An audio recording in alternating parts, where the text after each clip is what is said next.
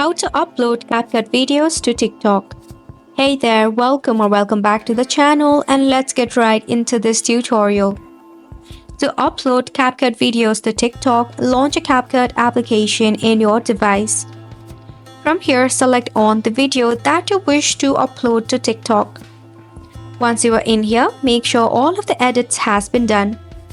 Select on your desired resolution, frame rate, and more. Once done, click on the export icon.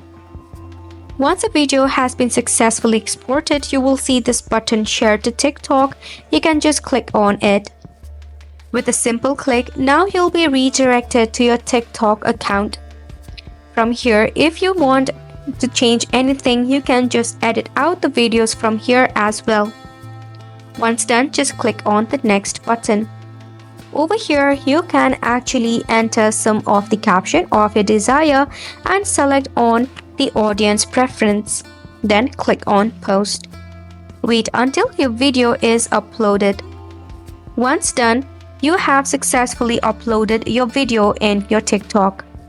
If you want to check it out, you can just click on your TikTok and head over to your profile. So that's it for the video as well. Thank you so much for tuning in.